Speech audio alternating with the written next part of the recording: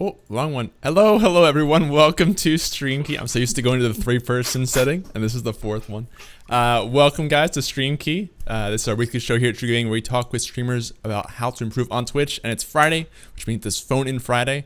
And today is a very special episode because we have not one, not two, but three special guests, essentially.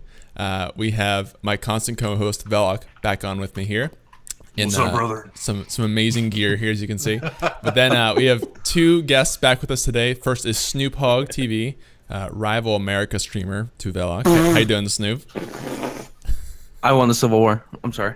Yeah, always gonna remember that. That's gonna be And then of course Azumatt back on the show here again. How you doing, Azumatt?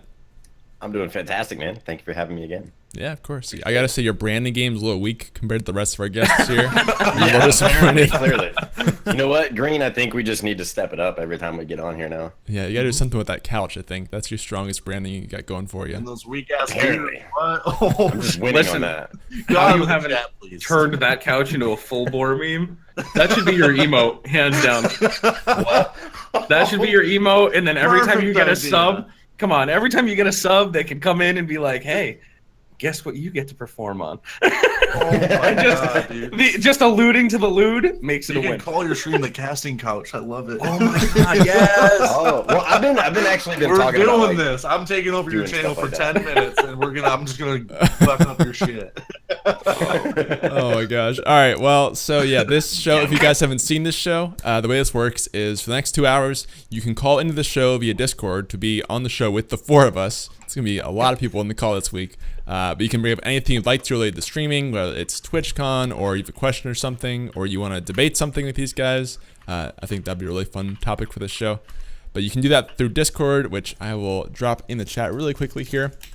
And if for whatever reason you can't get to Discord and call in via phone, mic, whatever this week, you can always just text questions in the chat or in Discord if that's a better option for you. So, but I want to start off again just looking at the past week for each of you guys. This is like a new thing we do here. So let's start with Snoop since you're on my left most. Yes. how's your past week been on stream? It's been really good. I just hurt my my sensitive chest area with my straps.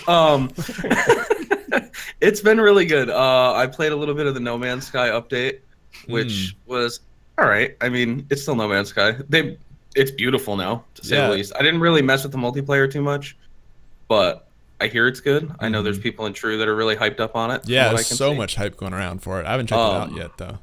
Well, I mean, a year later, you'd hope that they fixed everything. And then I got back into Warframe last night, which was actually a lot of fun because I kind of missed the grindiness, and Destiny 2 just doesn't hold it for me like Destiny 1 did. So it's nice to jump back into Warframe. It's just so much info to take in. And Warframe, for anybody that's trying it and is new, go on YouTube and watch beginner guides because that game does nothing to tell you how to play it. Oh, good. Yeah, and it's such a great game too, which is such a shame because people miss out on it because the tutorial's just ass. Yeah, that's so weird. Warframe's another one of those games I've seen a lot of hype recently with. It's like Warframe, No Man's Sky. I'm missing a third one here that I've seen a lot. I can't. Well, I know Warframe has a huge update coming out, a huge open world update. So that's why they're seeing so much hype right now. Gotcha. Well, yeah, I think the devs are doing a great job with that stuff too. With, like, they have dev streams I've seen recently, which is pretty cool, and lots of communication, which is always good. But Veli, how's your past week been, dude? How you been doing? It's been great, man. Been playing Islands of Nine still, which some people don't agree with, and I fucking love that game. See, Snoop likes the game. You guys should too. No, but it's still growing its community for sure. And the person I've been playing with gets really, really salty with it, and I love it.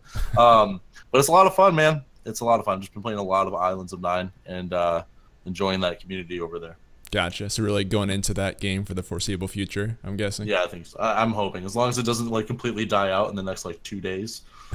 So do you stream with this outfit on Islands of Nine too? Get some spots around no, that? but I probably should, to be honest, because I'm the champ. There you go. Doesn't matter gameplay. So many jokes so early in the stream. Okay. Azumatt, how has your past week on stream been, dude? What you been into? What's been going on? Past week on streams actually been pretty awesome. I've been getting back a little bit to my roots and going back to like MMOs and stuff. So the very first game I ever streamed on Twitch was Neverwinter, and I just started like getting back into that. That was the third game. Sorry, I couldn't think of the third game, and that was it. I've seen a lot of that. Yeah, it's a very, it's kind of along the lines of Warframe with like how grindy it is, because you can earn everything for free in the game, but the grind is real, so it keeps you playing. But aside from that, like we did a creative stream last night where we created like some new transitions, and I'm working on like my be right back screen and stuff like that, so it's not as boring. Because I personally think like even though it moves and it does cool stuff, it's a little bit bland. But my week overall has been freaking awesome so far. So just constantly growing, constantly messing around with stuff.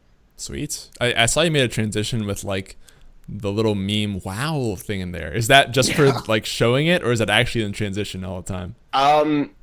Currently that is just for showing it, but it can very easily, since it's technically already in there, it can very easily, like I just turn on the sound monitoring and it'll happen. Right. Just like, wow. Yeah, I saw the video first without the audio. I thought it was really cool. Then I heard it. I was like, oh, that's different than I thought it was. But, that's cool. So, all right, let's get into Twitch topics really quick over the last week. By the way, Crumb, thanks for the sub, dude. So the biggest thing that dropped over the past week, if you guys didn't see this, is Creator Camp, which is sort of Twitch's first foray into creating their own learning platform for streamers. They kind of gear it as whether you are new to streaming or you're experienced, you can learn something from people there, and it's all partners.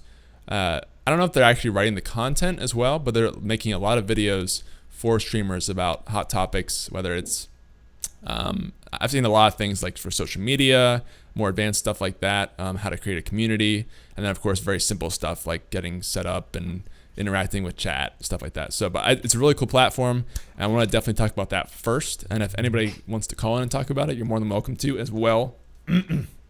Excuse me. But so yeah, guys, on the show here, what do you guys think of this overall? I know you looked at it a little bit today and probably over the past week. Anything jump out at you? Maybe I'll start with Vel. Yeah, I think it's pretty cool. I mean, I think Twitch probably should have done something like this a long time ago, you know?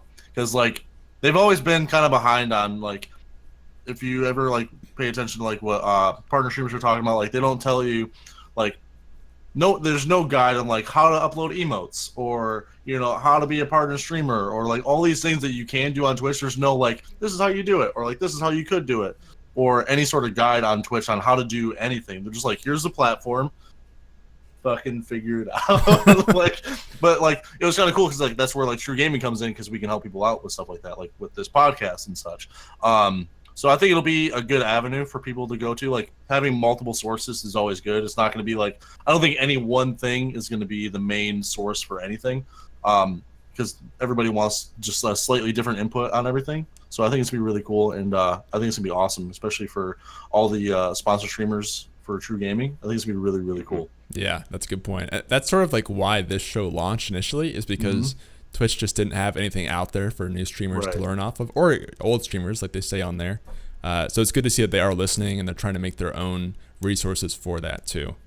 And I can talk more specifically about like how this affects StreamKey and True Streaming in that later on if people are interested, because we've been thinking about that too. But Azumatt, you have any thoughts? I know you looked pretty deeply through this, it looks like. So yeah, so I read a lot. Like I've actually watched a couple of the videos that are already on there, and we've kind of agreed that currently it's very basic, but they are going to be going live like every single week, kind of like we do, with new content, possibly even a new partnered streamer each week, with different topics, basically the same, but you're getting insight from someone who's already there. Which is interesting. And I've seen like there's a lot of big names on there like T-Rex, Pokimane, Jay Ghosty, which is Ninja's girlfriend, well, fiance or wife or whatever. Now, sorry.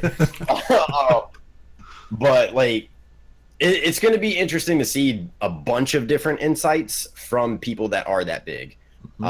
That's the only thing that I'm kind of looking forward to, because I want to see what they actually have to say. I know it's going to be kind of very refined and everything like that. I'm not behind Cotton Candy.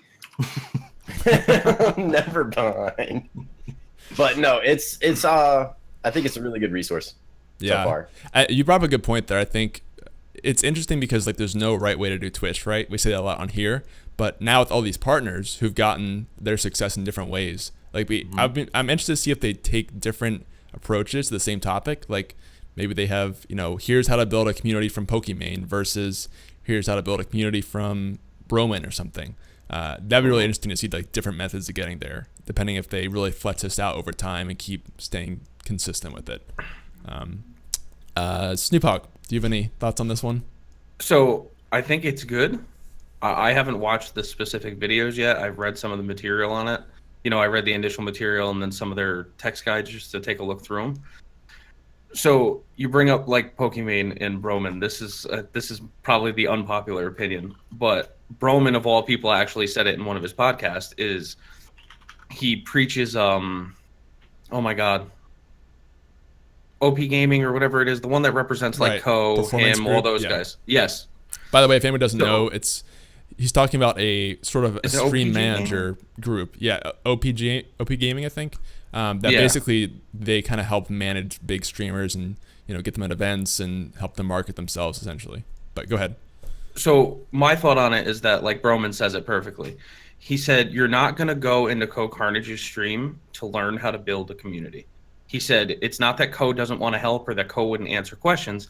It's that Co is so far removed from the 200 follower mark that it's hard for him. He said, even Broman said it. He's like, I can't remember what I was doing at 200 and 300 followers to try to build my channel and pump it up and get it going.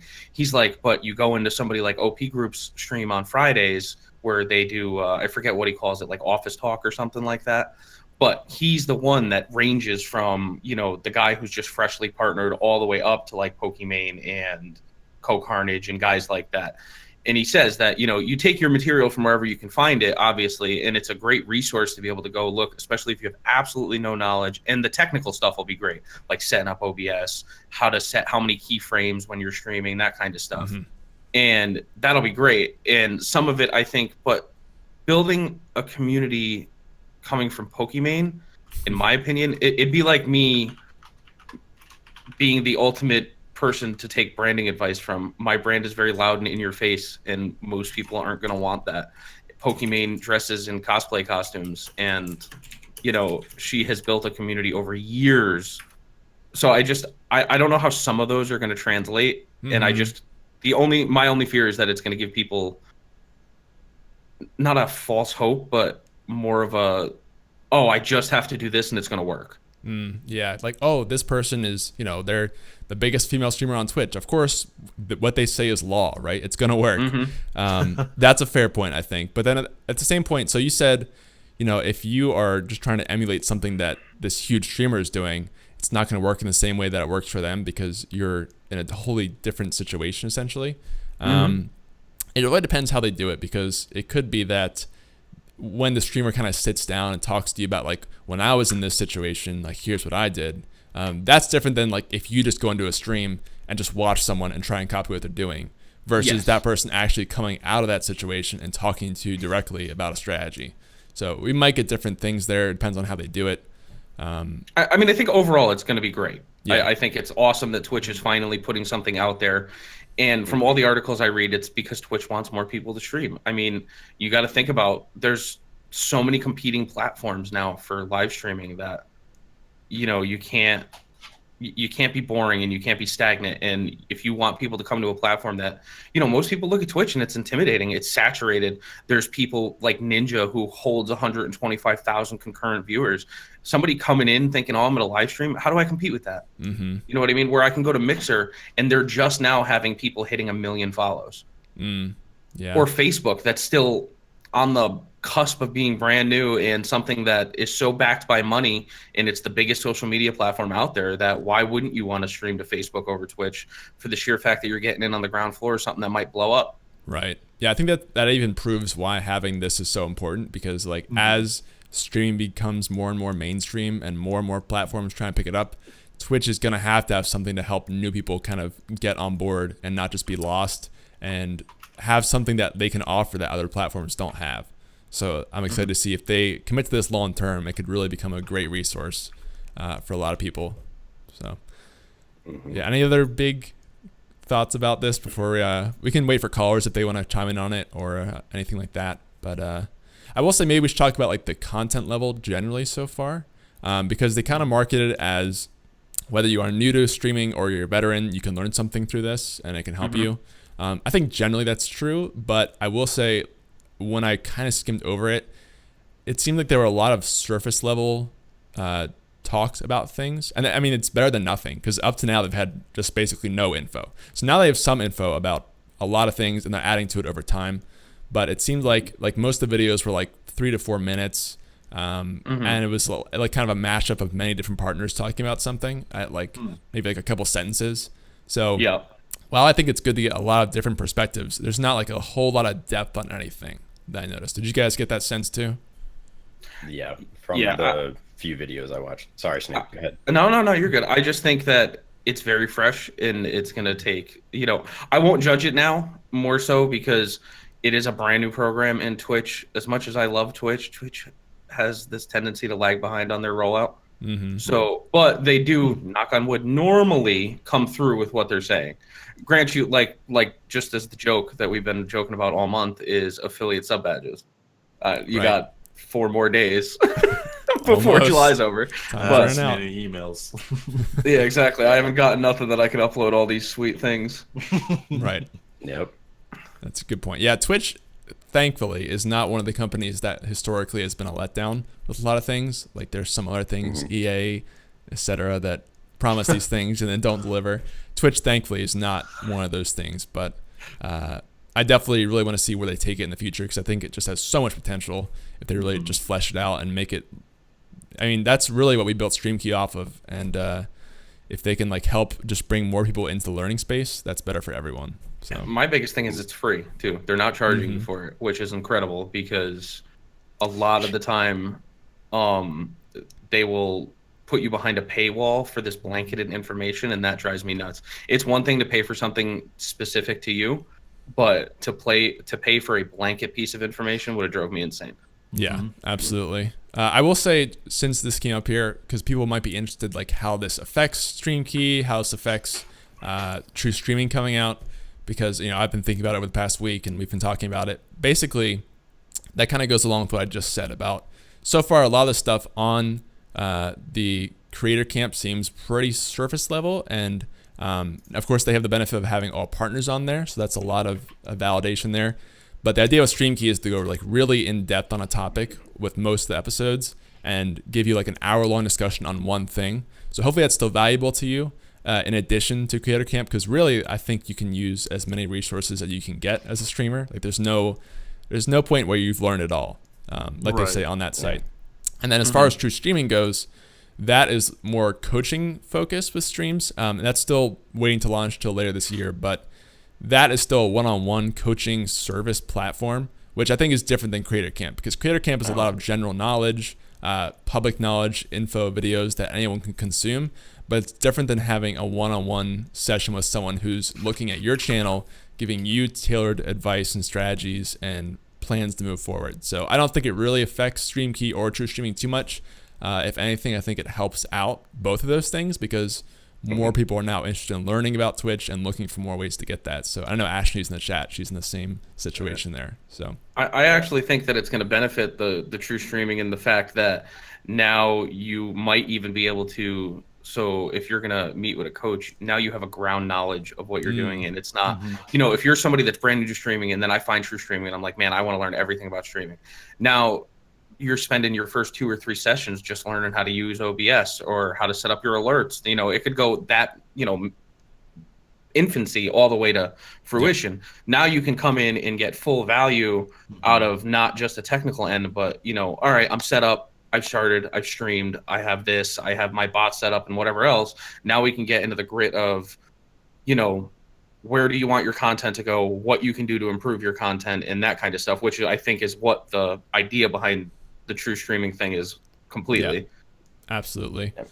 And Another thing also, too is like, I'm sorry, Azumatt. Go ahead, man. Okay, so like another thing too is like I've watched probably over 100 videos on YouTube of different like topic or different tips for streaming, what I should be doing, like what my stream settings should be, like every little thing. I've seen so many videos in each one, and I watched the full thing. Like I'm sure that you guys have done the same thing, where like yeah, you've probably seen the same information, but a different perspective is always awesome, because it doesn't always work for the same person. Like it's not going to work for everybody. I think having multiple avenues to learn the same thing is always awesome. Yeah, always. That's the whole crux of this show, is getting lots of different perspectives, because exactly. I keep saying it, but it's like kind of like the theme of this show is like there's no right way to do streaming. So let's see what people have to offer, basically. So Azumatt, do you want to say something too? Yeah, I wanted to kind of go off the fact that it does benefit the phone-in Fridays, and it does benefit like true streaming and stuff in general, because what Twitch is doing is not only currently is it blanketed, but once they start actually launching it and getting partners on there on a weekly basis and everything, as Ashnichrist has said, as multiple people have said, they don't remember being small. A lot of us in the TRUgaming community do. Because we're either currently there or we are just now starting to take off and go, and it's like a good point in our lives in which we can give you probably the best advice that you can find, as far as how to get better, what we did at a specific spot once we hit like a creative wall or whatever kind of barriers that you might be facing when like the Twitch creator camp. That's like, hey, this is kind of what a general idea of how I grew, because they don't remember the specifics. Like if you go and ask Velik, he's going to be like, well, I did like a lot of rebrands, but it's like, I'm still me. I still had like the same, identity in general going through.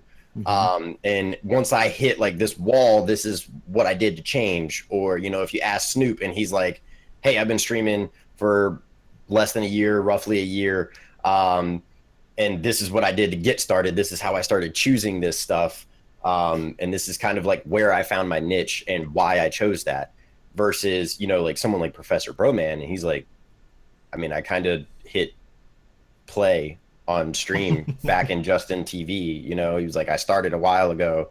I don't really remember what happened in the beginning, because now he's averaging thousands of people. Like, so they don't remember that. Right.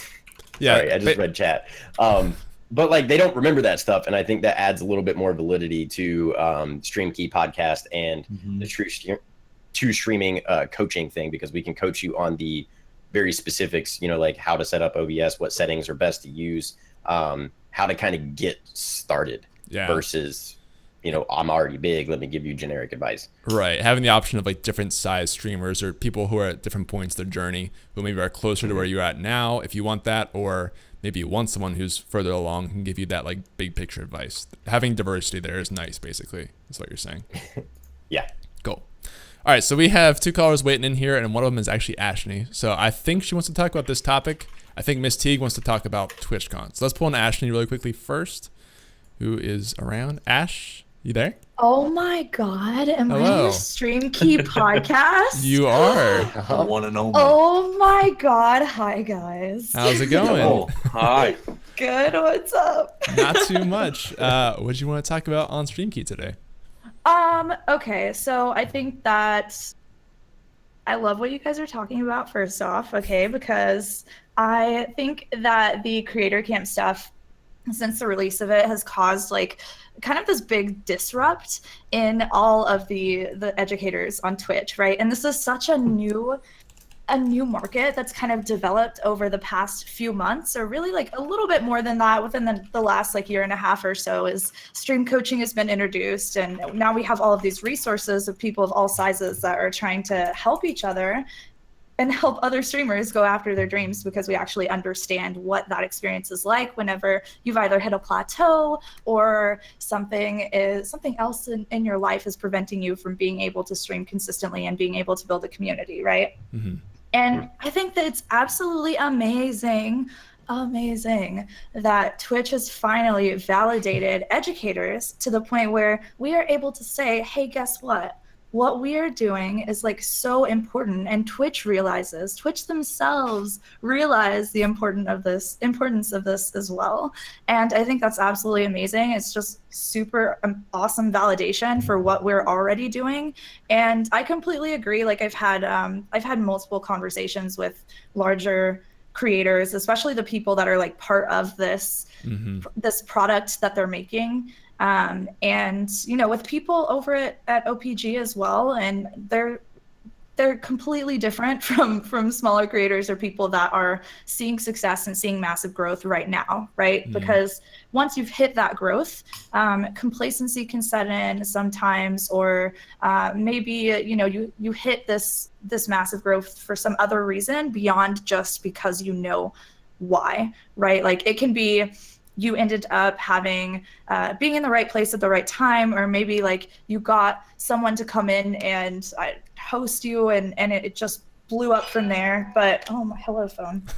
But a lot of these people, like, they may not necessarily understand why they took off, right? And regardless of size, there are people that have that same experience. And so I definitely agree with the idea that either they don't realize because they just don't have that like education, which I've spoken to multiple partners as well, like that, like large partners, people in esports that they've blown up and they can't really educate others. So there's a difference being able to just be a person that has seen success versus to be a person who has seen success but can also teach. Right. Yeah. And then also exactly like you were talking about, Ben, I think that people that oh no, it was actually you, I think, SnoopHog, where you were talking about how like larger creators, right, they don't necessarily remember what it's like to be small. And that's exactly the case in every conversation that I've had as well. Is like they don't really understand. They can definitely give you great advice about like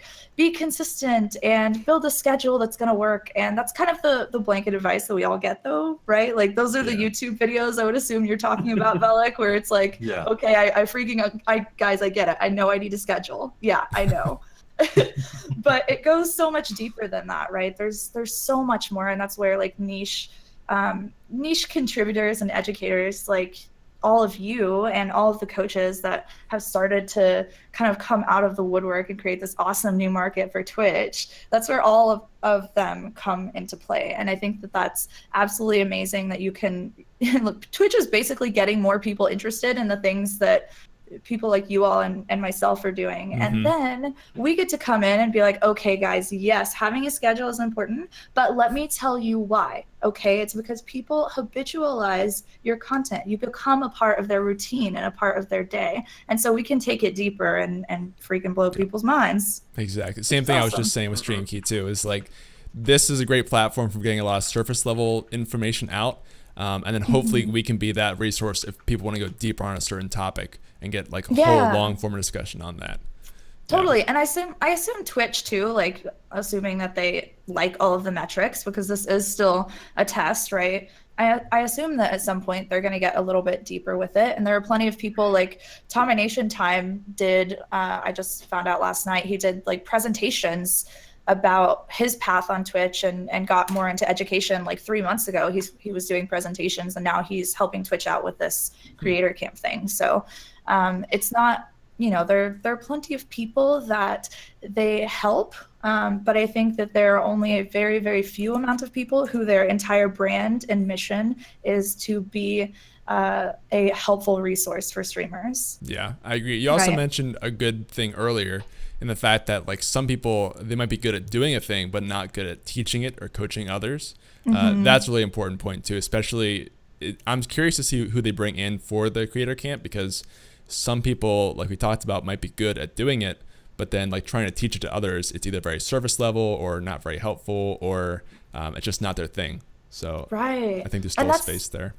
Yeah, and I think that's the same with coaching too, right? Is like you can absolutely be someone who knows all of the things, but what makes a good coach isn't someone who can just teach. It's not about like, here's all of my knowledge, let me just yell at you all of the things that I've learned. It's how can I ask the right questions, right? And guide your mind to understand the concepts, not just, hey, here's the depth of having a schedule. It goes so much deeper than that. I just hope they bring in people that have been doing it. You know, somebody like to bring up a bigger name, since they're using a lot of bigger partners right now, is like somebody like Broman. Broman's been doing his podcast for what, almost a year now, if not longer. And it's all educational based. It's all giving you tips on how to stream. Mind you, it's not direct coaching based, and it's not, you know, like you said, taking that individual, being able to put it into their context and explain why it needs to work for their channel. You know, because I've heard Broman go on both ends of the spectrum when he's talked about like schedules, just for the example, because we keep talking about it. There's one time where Broman will tell me, you know, he'll tell you, I need a consistent schedule. You need to be on a consistent schedule. You should stream these days. And then there's times where he'll tell you, if you're just starting out, and his views progress. And that's the other thing with archived video content. Like in the very early episodes of his stuff, he'll tell you, you want a consistent schedule, consistent schedule. Now he tells you, if you're still growing and you're a new content creator, he said, don't worry about a schedule so much as putting out X amount of hours a week. He goes, you know, you're going to be live, you're going to push, you're going to tweet out that you're live. If you start to build a community and you let them know that, you know, I can stream these hours and I'm on a weird schedule and whatever, he's like, as long as you're pushing that content hourly and you're pushing decent content every time you're live, it works. So the views are progressive. And I think that as long as they keep up with updating everything and they stay on top of it and they bring in these people that have been doing this for so long, I think it'll be great. Yeah. And I think that's a good call out too, is like the advice from larger creators that might even be blanket advice may not be the best advice for someone who's newer to Twitch, or someone who's struggling, right? Because they know someone who's struggling knows that blanket advice already. They've heard it a billion times. And then someone who's newer to Twitch, like the main thing that I see with a lot of content creators, whether they're new or not, is that they kind of like wait for the perfect moment to create, right? They're like, okay, I need to have all of my graphics great. I need to have an official schedule. I need to know exactly what I'm going to stream. I need to have a $2,000 setup. I need to have this, and it's got to be absolutely perfect before I launch. But that is literally like the worst way to launch most products. We talk about this all the time. Right? Because you never freaking know, right? You never freaking know. Just do the thing. And Ben, we talked about this on the Stream Coach podcast a couple of days ago. Like, just do the thing, get it out there. Stop letting perfection or these other fears prevent you from just doing the thing. Because if you do it and you find out like, oh, people really enjoy whenever I talk about food, well, then maybe I should start doing more things related to food instead of my plan, which was maybe to just stream like Fortnite all the time. Yep, absolutely. Right. That is my passion right there. Just start doing the thing, stop making excuses. And Vel's right there with me. I know all the time. He says that too. Yeah. It's always push content. Always push content. Yeah. I'm such a firm believer in that. Yep. Because you're never going to get comfortable doing this either. If you're backseating this and you're worried about your overlays and you're relying on your overlay and everything else to be the representation of you, then you're going to lose, you know, you're never going to put out the content you want, and you're never going to learn how to put out entertaining content because you're relying so much on everything else that's going on. Don't get me started. Can we talk about how literally every YouTube channel that's out there to help streamers, the only thing that they freaking talk about is gear. That's it. Yep. They just talk about tech. They're like, here's what you need. Here's how to make your Blue Yeti microphone sound better. But it's like, it doesn't matter if your mic is awesome if your personality sucks. Like, You got the best voice in the world, but you're spouting garbage. Who cares? Learn how to not be a wet mop. And I really believe like the people that we all can learn how to be entertaining. I truly believe that. And I think like the only barrier to you learning how to be a successful streamer is yourself. And it's you, like you taking on the responsibility of realizing like, okay, this is completely up to me, this entire journey. And so much of this is like mindset and what you like, who you are, you, and developing your own self-confidence and your own self-worth and like feeling really seated in who you are, right? And there's no replacement for that. You can't have good graphics and out graphic a bad personality or lack of confidence. Yeah, absolutely. And I think people misconceive that too with the, you know, you don't have to be overly hyped or overly branded to be an entertaining person. You can be a chill streamer and be entertaining. Look at somebody like Admiral Baru. The guy's not even on camera, so he's already down a peg in the being able to entertain, you know, visually. So and he's easily one of the best people to watch. But he's very, I mean, at least in my opinion, but he's very chill. He's chill, but he's entertaining. Yeah, absolutely. Mm. And that's actually a question that's come up a lot during my streams as well lately. Is like, people feel like they have to be super hype and like they have to be really out there all of the time to be an entertainer, and that's not necessarily the case. Like, wit is funny too, and wit is not like yelling and screaming and massive amounts of eye contact and this like large vivacious personality. Like, it can be more relaxed. It can be a more chill atmosphere, although I I don't recommend putting chill in your stream title. Yeah. If possible. It's not good. That word translates to bored. Yes, exactly. You're like not engaging. I'm basically gonna sit here and not interact with you, but please come watch me. Yeah. I'm chill, just like everyone else on Twitch. Yep. Yeah. Yeah. All right. It's Well, amazing. Ash, I having this now, you definitely have to come on the actual phone in Friday at some point too, because you've like essentially become our 5th guest on the show here today. But, thank you for calling in. Do you have like any questions or anything you want to add before we move on here to the next person? Yeah, actually, yes. Let's talk, because you mentioned like you're going to talk about how this affects True. Sure. And I don't know if I was like paused or what, because I muted there for a second. But yeah. what are you all going to do to maintain your position in this developing market? Sure. Yeah. So I did talk about it, and you may have been muted, so I apologize for that. But I'll kind of quickly re-summarize.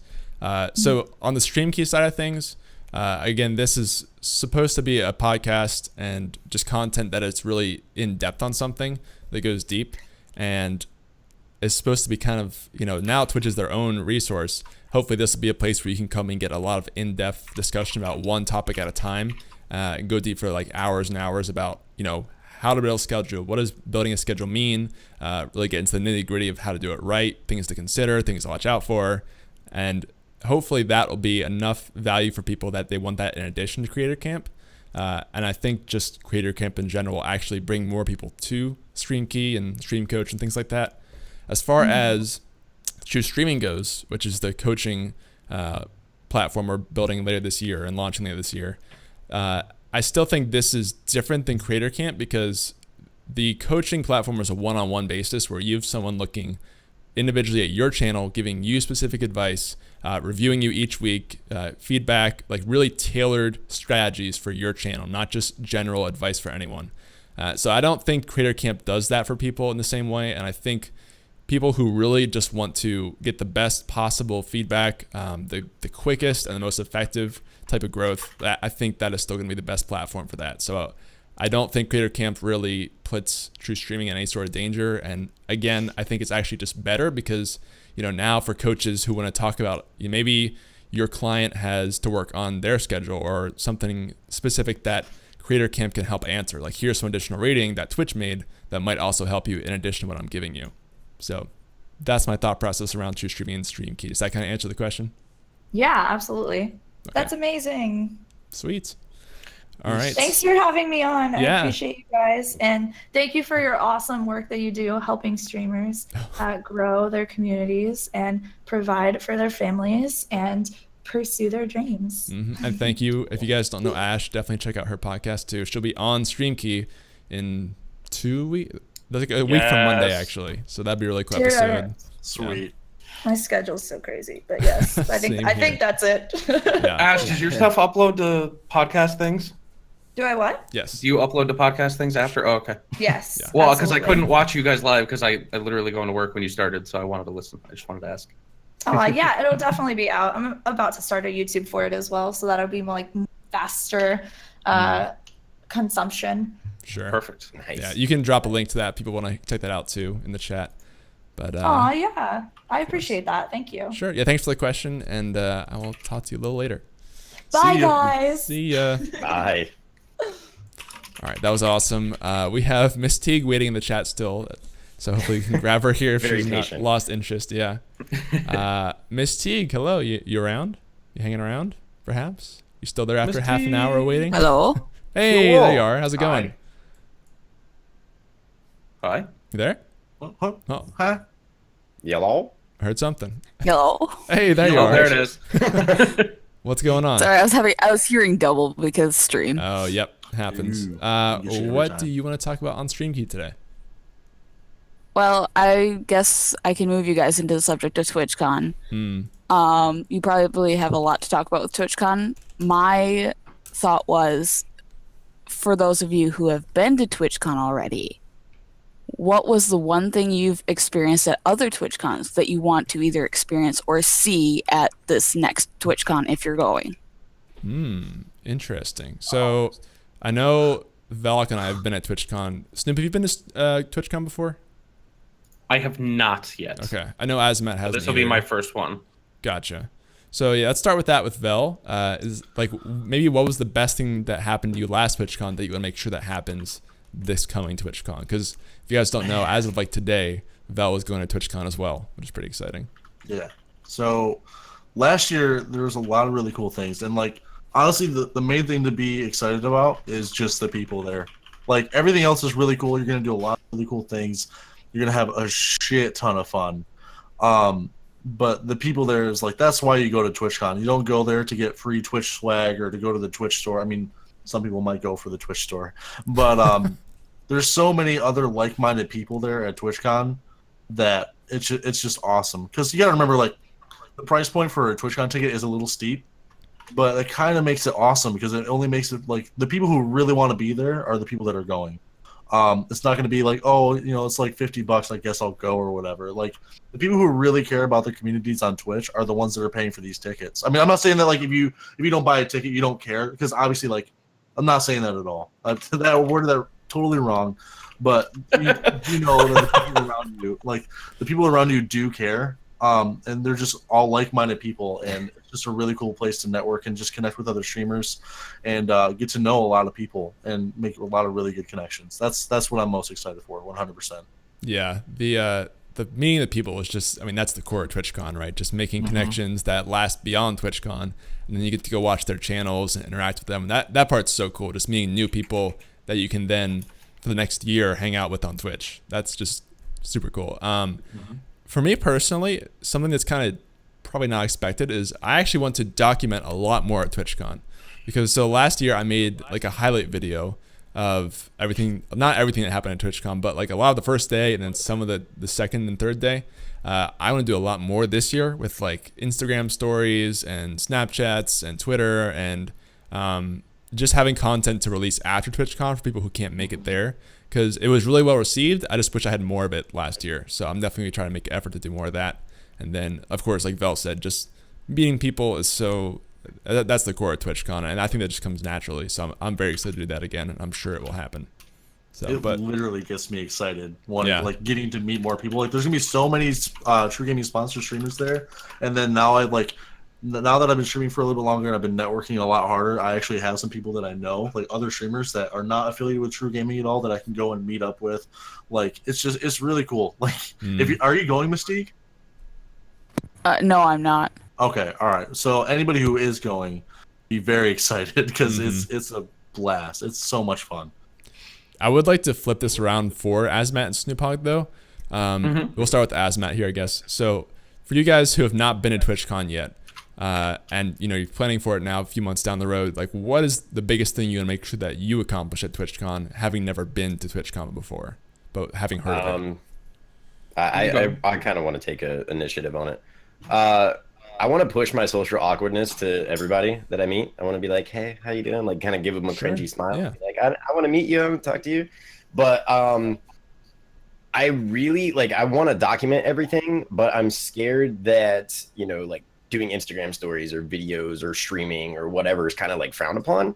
I think my goal in my first year is going to be more kind of be in the moment, like let things kind of flow and let it happen. Experience as much as I can. And I think like next time, maybe like I'll document more.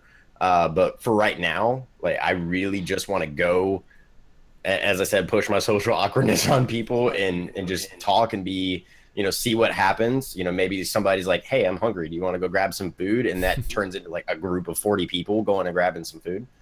So I think that's more or less what I'm looking forward to the most, and what I want to get from it this year. Val, do you want to comment on that? We can comment on that later. I want to hear what Snoop is. So for me, I mean, obviously I want to get the most out of going. And for me, that's going to be meeting a ton of people. I wasn't going to TwitchCon, and I only have my community to thank for that, because they pushed me monetarily and just in general to go. They really, really wanted me to go. I have a lot of my community that are going that I get to meet. I mean, I have people from the UK that mod my stream that I'm going to get to meet at TwitchCon, which is going to be pretty cool. But for me, it's such a huge network, and being able to meet new people. And I mean, obviously I don't shut the fuck up, so I could talk to anybody forever. So to be able to do that in person is going to be absolutely awesome. To be able to sit down and just hang out, have a beer, you know, go around to all the different stuff that Twitch offers. I am so hyped for the keynote. And it sounds so dumb because it's such a ridiculous thing to be hyped for. But to see the keynote live is going to be insane. I don't know. I have such a weird affiliation and connection with Twitch. I mean, I've been watching this stuff since like Justin TV. Yeah. So I have such a deep appreciation for how much it's grown. Right. And it's just crazy to see the features they put out every year. Though I'll never forget, I think it was last year when I forget what they called it, rituals or whatever, where you can like wave to the chat and it announces it and like highlights it. And it was Co-Carnage's like straight up hello Q-bot. And I just remember watching him commentate on it, the clip, where it's like, oh, Twitch took my hello Q. Okay. I remember that too. I saw that. I mean, it's going to be awesome to watch it. And I think it's pretty cool how this year, I don't know if they did it last year, but this year they are recognizing affiliates not outside of the general population, but kind of like they do with partners. You get a specific affiliate badge. You get to go in the hour early to check out the expo floor before the keynote, that kind of stuff. So originally I wasn't going to come in until Friday. My plane would have landed at 11 a.m. Friday. This is part of the reason I didn't buy a ticket yet. And I specifically added an extra day to my vacation at work so that I could come in Thursday night so that I don't miss anything, especially the keynote. Yeah, that's pretty cool. A lot of stuff there. The keynote is pretty cool. They had some pretty big announcements last year. I think the biggest of which was achievements, because that gave you like a distinct, clear path to partner finally. Even though, I mean, it's still not a guarantee you get partnered, but a lot better than they've had in the past. Val, did you want to comment on like the food stuff part of thing? Because I think that was big for us last year too. Yeah, it was awesome. So I think it was like the Saturday night, because we did the TRUgaming sponsor streamer or the True Fan meetup a little bit like in the afternoon. And so we kind of like connected with some other streamers from like TRUgaming and everything, and met some of the fans. I met some of the other sponsor streamers. And later that night, we all just kind of got together. And well, first thing we all walked to, we were in that like little lobby area in the beginning, like when you first walk into TwitchCon. There's like a lobby. We're all just kind of hanging out and talking with people. And then like, so we grabbed like this whole group of people and went over to where they were holding the H1Z1 tournament, but it was totally empty. But they were just giving out free Bud Light. And so, you know, everybody's like, fuck yeah, I want a Bud Light. It's totally free. Hell yeah. So we have a couple of those. And we started walking downtown, and we go to, I don't even remember what restaurant we went to, but we were just walking around downtown. Everybody was, you know, a decently amount sauced up. Like, everybody was feeling good is what I should say. Everybody was feeling good, having a good time, and we just, like, GreenChord did a couple interviews while we were there, you know, just waiting for, you know, to go in the restaurant to get food and everything. And that was one of the most fun times, if not the coolest part of TwitchCon last year, was just having, like, a mosh of people and just like going out and doing something just like directly outside of TwitchCon with those people. It was so cool. Yeah. I met some really great people there. That was some of like the best long-term results, or like long-lasting effects of TwitchCon, I guess, was from meeting up for that dinner and just meeting with people like outside of TwitchCon even. Just spending a lot of time with a few people. Like those relationships that we still have a year later. And so I definitely recommend doing that if you're interested in that. A few questions from the chat just on this specific topic. So True is going to TwitchCon. We're going with, so it'll be me, Doc, True Mama, and Stone Equation are all going. We're not having a booth, but we're just walking around and meeting people, networking, and seeing all you guys. And there'll be a True party for that if you're going. If you want info on that, it's in the Discord. And then I think there was one other question here somewhere. Do you have any panels? Yeah. So we applied to do a panel. We've not heard back yet. Twitch will not notify people until like the end of August, potentially, like at the latest. So we might be doing a panel, we might not. We don't know yet. We gotta wait on that. But if we do, you guys will know. So, I just know, just to touch on the panel thing, I know that they were begging for content this year, so yeah, I would definitely plan on it happen. Like, prepare for the best or prepare for the worst, hope for the best, I guess, or whatever. Yeah. But because I know that they were like, they've been pushing that since they announced TwitchCon this year. Yeah. Absolutely. All right, Miss T, do you have anything else to add to that? You get your question? Mostly, I guess I would twist it just a little bit. What is one of the actual features of TwitchCon you're looking forward to? Okay. The features. Like something they had, like a certain panel type or certain booths that you stopped by. Green? So of TwitchCon itself, the panels are pretty good.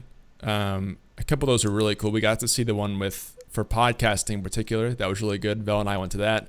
It was actually with Total Biscuit, which was really cool. And so those are cool. I think just walking around the convention, and it's not like any one particular feature stood out to me, but like getting to go to everything and just like standing in lines and meeting people, that was really big.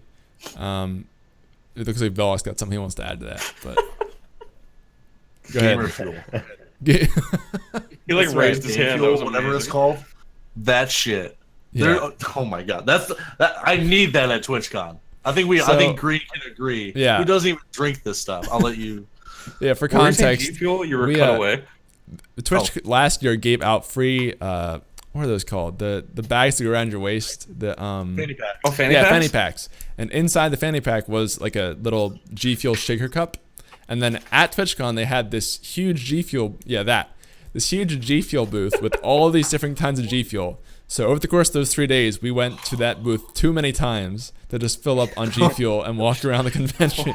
Having So a that was a massive great heart feature. attack Oh my the entire God. time. Yeah, Sweating, just sweating, dude. Yeah. Does it, I like, found, does it taste four of good? those. Is my Oh my question. god, it was so It's good. pretty You gotta good, get the actually. rainbow So good. sherbet. Rainbow Yeah. sherbet always I didn't goes know out if you were faster just than doing it in the anything. sweat feeling, you know. Oh my god, Yeah. we had way too much of it. it tastes good in the moment, and then later you're like, oh, I shouldn't have had that G Fuel, Yeah, man. There are some really cool features of just the convention. That like Streamlabs was really cool to go by.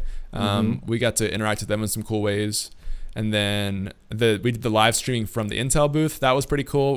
We had like every true person there that was at the convention came, and we Like, all streamed and took true. turns from the booth.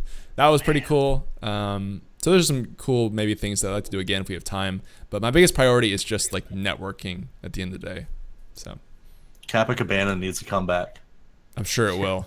Oh my god, that was the coolest idea ever. They had an outside bar area with food trucks, and they called it the Kappa Cabana, and it was just so cool. Yeah. It was awesome. Everything around the convention they- is named after emotes. So like They have that this year again, right? The Kappa Do I Cabana? think so. Yeah. Yeah, that's from what I read on TwitchCon's website. Yeah, I believe so. They have the whole itinerary listed, by the way, for anybody that hasn't noticed or seen it yet. If you go to the TwitchCon site, they have the itinerary of the days laid out. So, like, you know how Friday's the beginning, and then they have the party that night, which you guys went last year. Is the party at the convention center, or so- is it at a different location? About that, we did not go to the party Party. last year because Oh. it was a mess.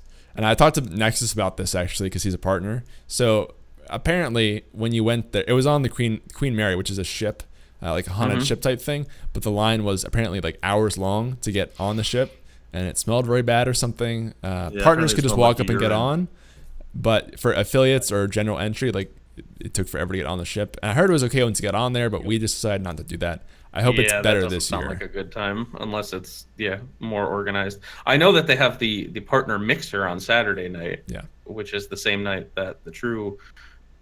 I don't want to call it a true mixer because that sounds weird. True party. the true Yeah. party is. Well, generally we figured that most of the people who are going to that thing, like most people in True are not partnered, just straight up. And then people who are partnered can always like go to both if they want to. We kind of scheduled it around that way on purpose, so you get the option of going to one or both if you'd like to. That's cool. Ms. Teague, anything else to add to that? Nope, that was it. Thanks, guys. All right, yeah, Thank thank you you. for calling in. We appreciate it. Thanks, Mystique. All right, see ya. Okay, so we just hit an hour, and that was 2 callers, which is pretty awesome. Some really good discussion today. So I want to... The chat's moving really fast today, guys. I know there's been a lot of questions. I'm going to defer to the Discord right now, just because like some of these questions were asked before the show started. If you have a question that hasn't gotten answered yet, be sure to repost that in the Discord topic submission area, even just text if you can't call. That way it doesn't get flooded out so quickly and I see it, because I've already lost some questions that are just gone in the chat now. But yeah, so let's jump into... We had one from ClickSticks who asked this before the show started today. Basically, it's kind of an interesting question. He said, last night I ventured into the IRL directory for the first time to play a little Fortnite. Needless to say, the trolls came out and in force. It seemed as if every new follower had some sort of crass Twitch handle, or the chat was just a little unruly. That being said, I saw the most growth in a 3-hour span that I've seen in my 2 months of streaming. Do you feel it is positive or detrimental to wade in the troll waters in hopes of growth? Vel, you want to start this one? There's okay. Follows don't matter, because follows don't mean they're gonna be there. So you could have 8 billion followers in one viewer. Like, you could have all the followers that are on this planet, and it doesn't really mean anything. And like, honestly, if the whole troll scene is your scene, like if that's your thing and you're just gonna be an asshole the entire time you're on Twitch, sure, by all means, because it's just gonna be back and forth. But if you're trying to be the nice guy, if you're just trying to have like a chill community that everybody's having fun and hanging out, that is not what you want to. You want no part of that. It's not going to work out. It really isn't. But if, like I said, if trolling is your thing, have at it. Mm-hmm. Yeah, I mean, good. I have so I agree with that for 90% of it. I have converted a few trolls into full-time, actually good viewers. But those are the mild trolls, like the ones that make a dumb name to try to get you. And like, the other night is a good example. I had some guy join, and his name was it was Sugga, Sugga, and then DEZ, and then NUTTTZ. So obviously I know what it says. You know, it's not really a great troll because I know what it says, but I found it hysterical. So I turned on my reverb and I read his name like I would any other follower. Probably gave him more of an oomph than I would have. And then I told him to be careful with his freedom while he was there. And but he ended up being pretty cool. He came back with his regular account and followed and stuff like that. But those are the mild trolls. The only other thing I'll say is the IRL category. I normally stream to talk shows just because, I don't know, it's less saturated than IRL. I actually streamed to IRL for the first time in a while last night for the beginning of my stream. I would be careful gaming in IRL. That's the only point that I wanted to touch on, that is because one of those trolls, just to be a troll, might report your channel. And if Twitch gets enough reports that you are streaming to the wrong content or whatever you want to call it category, then they will shoot you either an email with a 24-hour ban or something like that. So just be careful in that aspect. But most trolls are a pain in the ass, and you do not want that kind of... Right. Yeah. First of all, like, you should establish that you probably shouldn't be streaming Fortnite in IRL, because Twitch won't be happy about that if they find out, probably. But in terms of like the actual question of like whether you should risk being in a trolley directory for potential growth, that's an interesting discussion, I think. Azumatt, do you have any comments on that one? Yeah, well, I mean, my original like thought was, I was hoping I was reading it wrong, but the more I reread it, he was playing Fortnite in an IRL directory, which actually in, you know, the additional content guidelines page, I actually pulled this up before this started, and I'm reading this as a direct quote. It says, you are required to categorize your content appropriately, which means, you know, they want you to play, like, if it is multiple things, you can put it in, you know, either creative, like if you're creating some content, or if it's like directly related to a specific game, you can also stream it to that game channel. But that's the only thing that kind of like stood out to me to begin with. But as far as risking being around trolls, like I'm the nice guy, as Veli puts it. Like I don't really backlash too much. I can be a little bit of an asshole when I need to be, pardon my language. But typically, like, I want to be the guy that's more or less like the nice guy. You come in, you talk, we chat, we have a good time. I'm not really much of a, you know, smart butt. That kind of falls towards my brother's side of the family. And I mean, in this particular instance, my brother. But that is something that it's walking on eggshells, because that could go really, really bad really fast. Or, you know, you can be super awesome like Snoop and convert them. You know, you can be That's like, a very rare "Hey, occasion. welcome to the Snoop-anity, you know, like, welcome to the family. I hope you enjoy and be careful with your freedom and all this stuff." But that is something, and all hail the Snoop on this, that is something that's really, really, really hard to do, because most trolls that are trolls are not the moderate trolls. They're the ones that are coming in and they are doing everything they can to make you either get banned, to make you either, you know, feel insignificant or small, or just, I don't know, make your life a living hell during your stream. So I personally think that you should get out of there.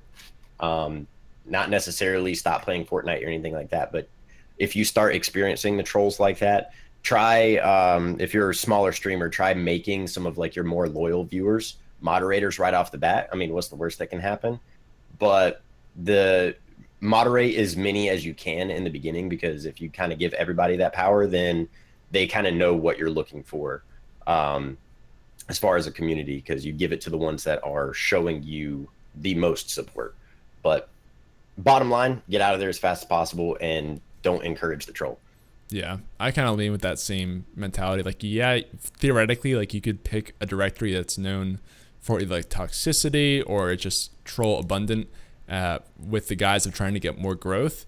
But at some point, you're probably going to go sick of it, because if you're trying to stream this like long term consistently, yeah, you might be able to take it for the couple first hours, days, weeks, but after like months of doing that, you're probably gonna get a little fed up with all those trolls.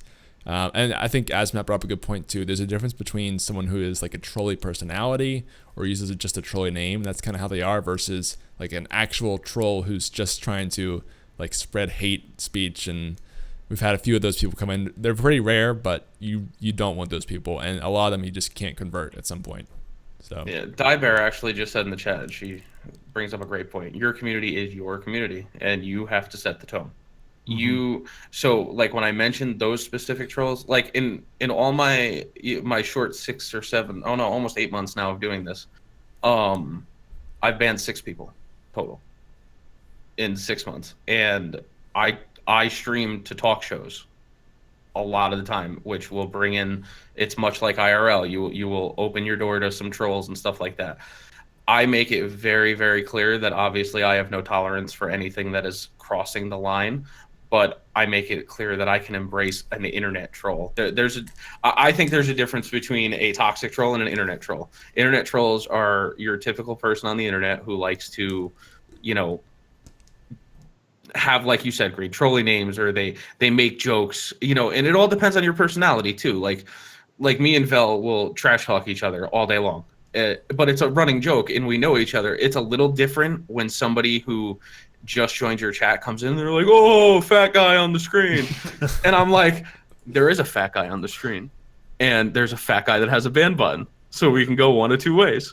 You can enjoy your time here, and I normally make it a little bit lighthearted and like it's a joke, but it's enough that it's, you know, known that it's serious. In my community and my mods know, like they very rarely get on top of people. They'll be like, you'll see a message from one of my mods, and they'll be like, "Listen, he's not kidding.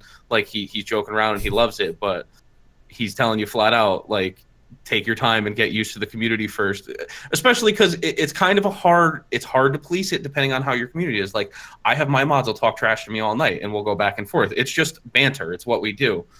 But it's kind of like Tim the Tatman's a great example of that. Like, he fights with his mods all the time during the stream, and it's funny.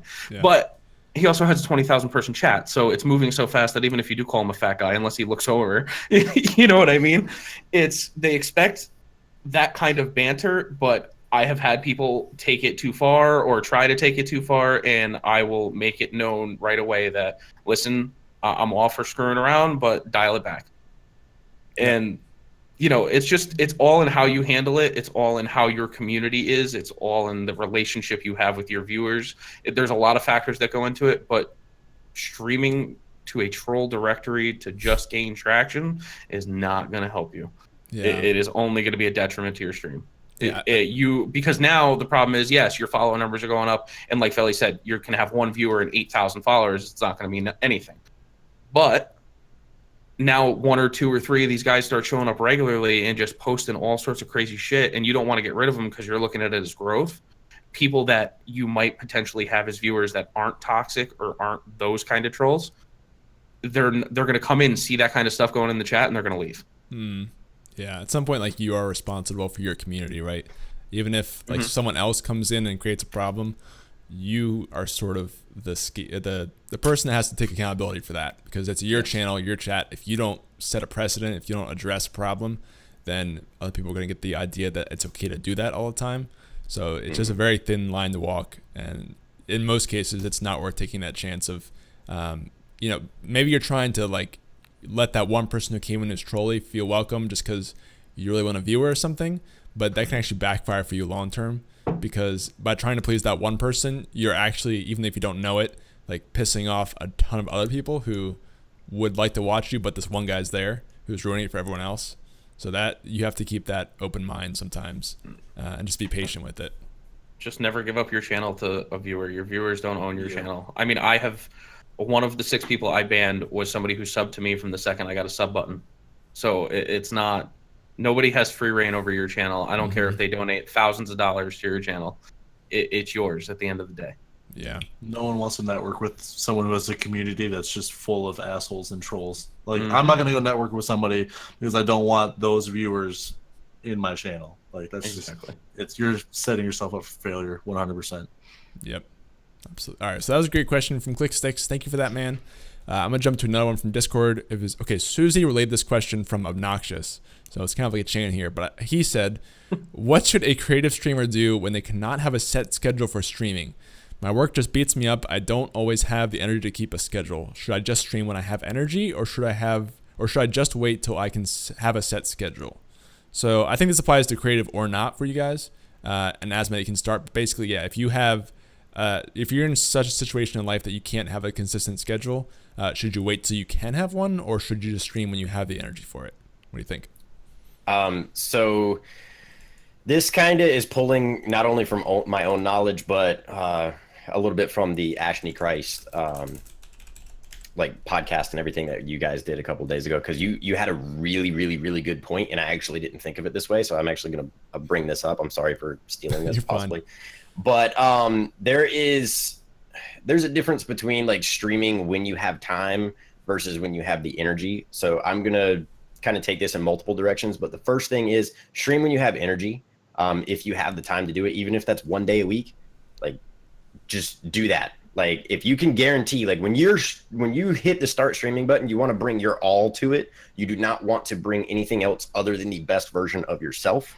So hit the button when you're high energy, even if it's 1 day a week, even if it's, 3 hours on that 1 day a week, or 2 hours or 1 hour, whatever. As long as someone can tune in and they know it's you, that's the best thing that you can do. But on the side note, if you're not streaming, be in other people's channels and chats and talk to them. This is kind of what I got from that podcast is, yes, it's going to all go back to networking and everything, but this is something that you can do since you don't have that schedule and you don't have that availability. Wait until you do.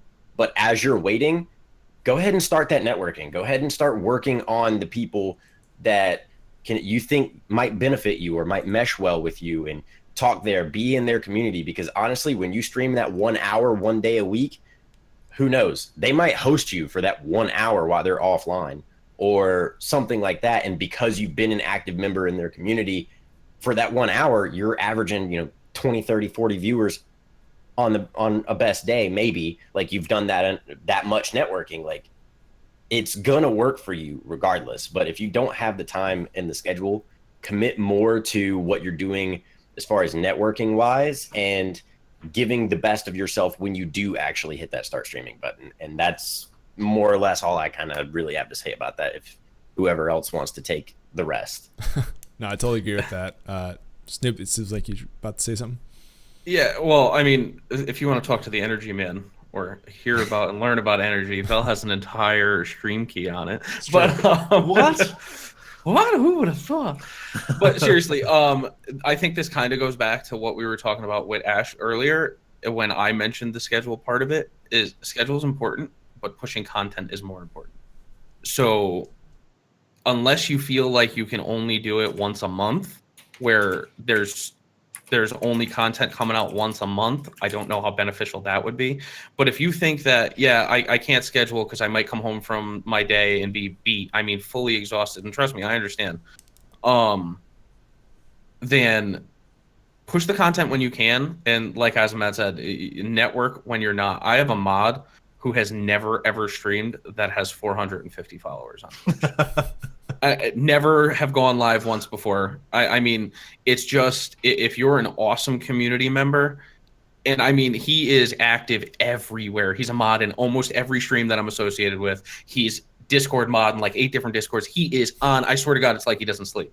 It's insane. He is so on top of it all the time. He is in Discord constantly. I wish I was able to network the way he does because it's crazy. Incredible.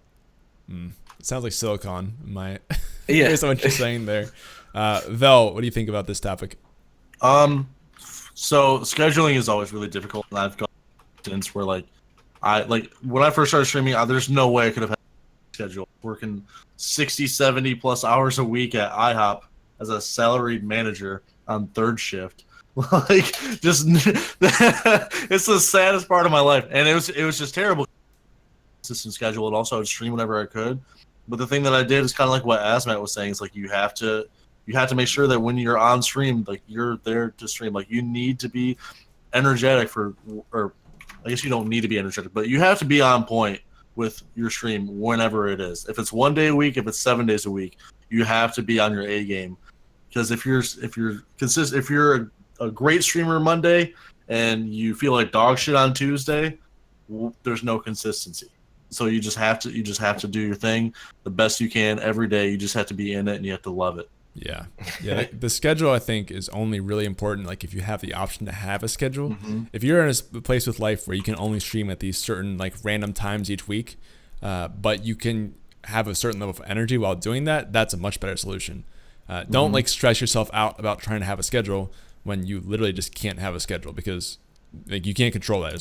There's no point in getting worked up about it. So literally fighting fire. Yeah, instead focus on when you can stream and try to make sure that like in those times you are consistently the same person in terms of energy, content, and maybe that means you need to take more time between streams and have less of a frequent schedule. But if you are the same quality through that might actually be better for you in the long run than trying to like make yourself stream when you are hating it and you're just not feeling it.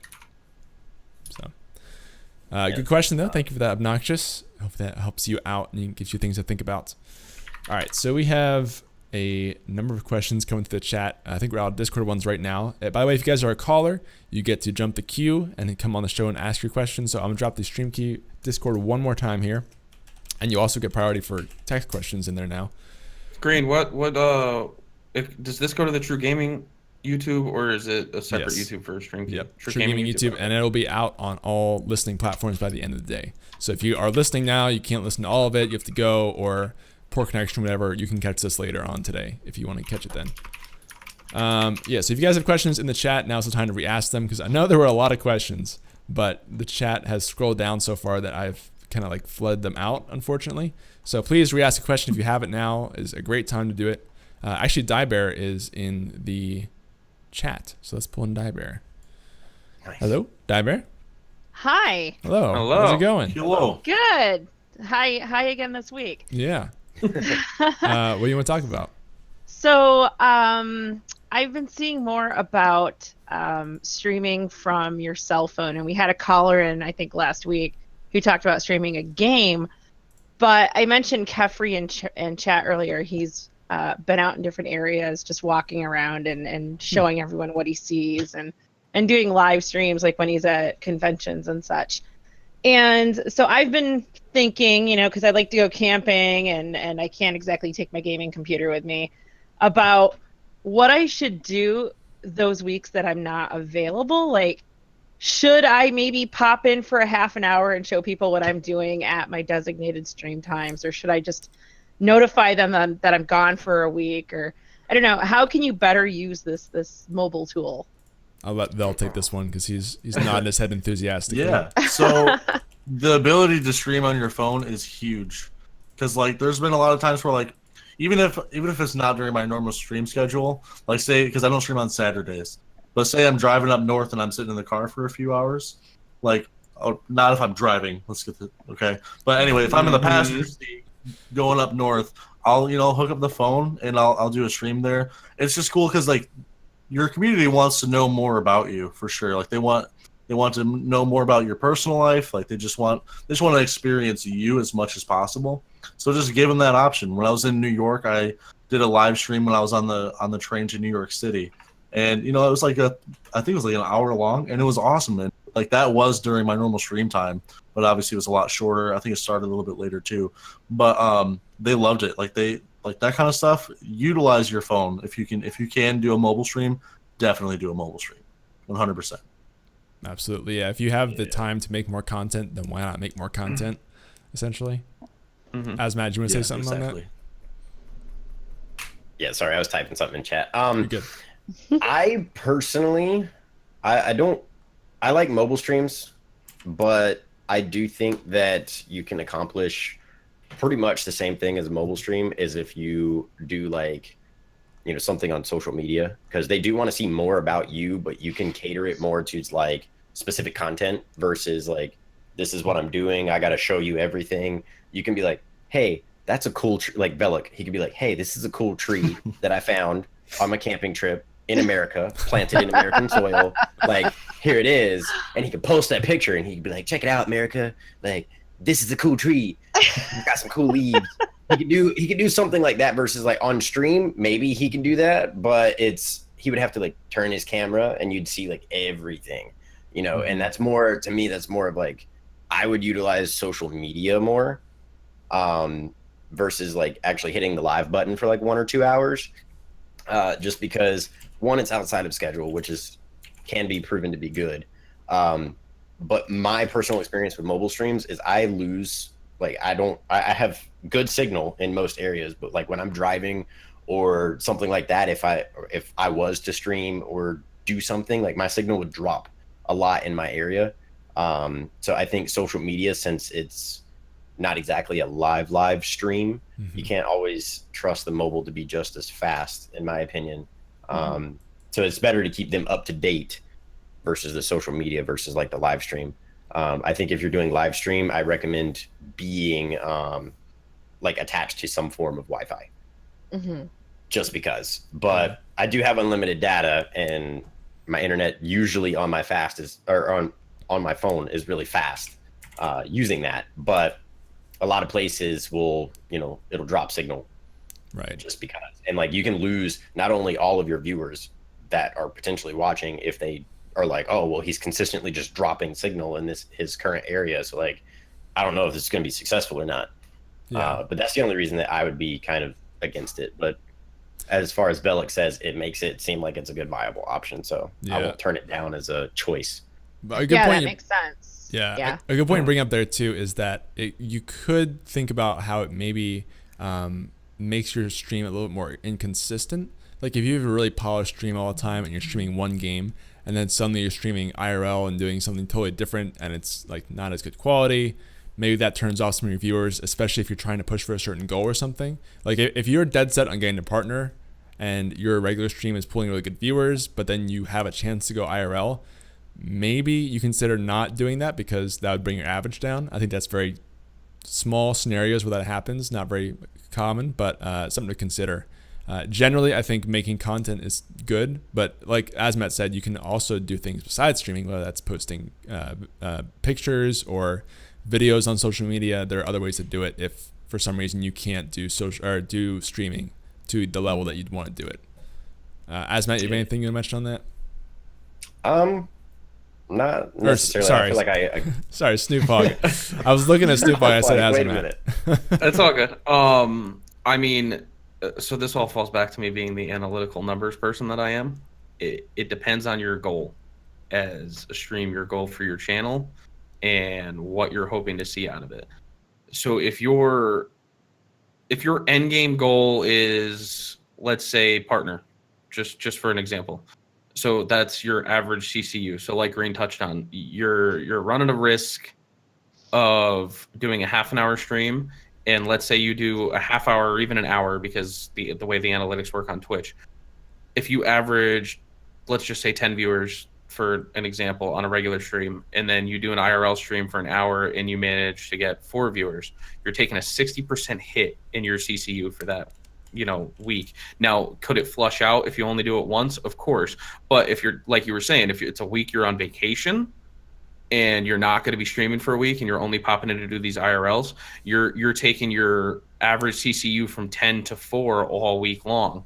So that's going to affect your numbers at the end of the month, which is going to affect your push for partner or whatever you're trying to do. And I'm just using these numbers as an example. And again, it's all about your goal as a streamer and your goal as with your channel and your community. Mm-hmm. If it's just something your community wants to see and you want to be able to give that to them, then all the power to it. I think IRL streams can be cool. You brought up Kefri as an example. It's hard to gauge it. This kind of falls back into the very beginning topic of the larger streamers doing things. It's easy to watch a guy like Kefri or somebody like that do IRL, because if Kefri has a 600 person stream over 3,000 or 1,200 average, it's not going to kill him. You know what I mean? But for somebody who is growing and trying to push, depending on your goal with the channel, it could be detrimental to your CCU. So just take that with a grain of salt. It all depends on personally what your goal is and where you're trying to go with your channel. Yeah, you hit the nail on the head there with goals. Like if you, I know goals is a meme with me. Goals. If you just enjoy streaming and like partnership is not on the table for you, or you're not seriously considering it, I think just stream regardless. Doesn't matter. Similarly, if you are already a partner like Kefri, you don't really probably have a certain number you really have to hit for anything. So more streams generally equals more content, equals more money, equals more brand. So that's always good.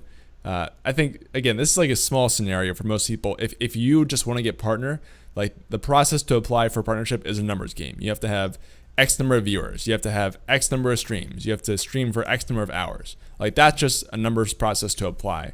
Now, after you apply, being considered for it, that's a quality content that's different. So that's a whole other argument. But if you are just considered, or if you're just concerned about trying to get partnership, then maybe don't level stream. I think in every other case, absolutely do it. There's no reason not to.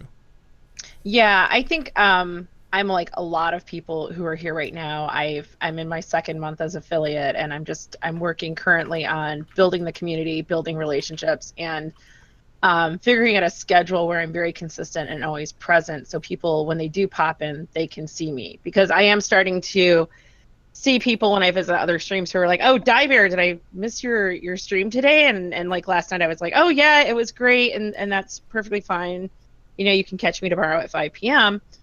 And with the consistency, the mobile streaming is really something that I'm going to explore in the future. So with that said, I am interested in going back to what Val was talking about. Like, what kind of things do you talk about when you are in the car streaming? And then another question Scully Shot raised for me. He said if he can't stream, he does Discord meetups with subs and followers. I've read about doing that as like a sub perk. And what do you guys do with those as well? How do you keep those interesting? Interesting. Okay. So as far as what to talk about when you're in a car stream, the main thing is, like, if you have a community, it makes it so much easier.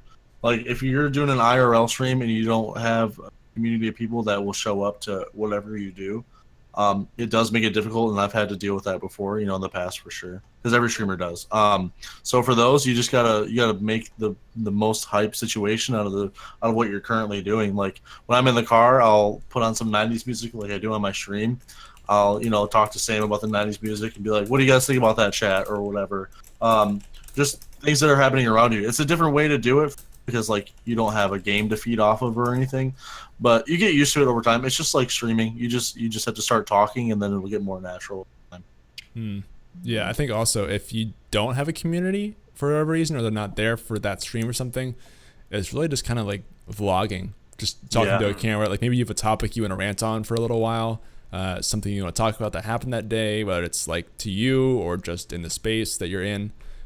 Those are good ways. I mean, that applies just regular Twitch streaming too. But I think especially in a car, it's like holding a camera at your face, and you see YouTube vloggers. It's like the same thing, walking around talking to a camera. It's like going back to early streams when it's just you and the bot. You're just self-dialoguing, and it's the same thing. I mean, if you're comfortable, my biggest thing with it is for me to be in public like this talking, I would feel like such a moron.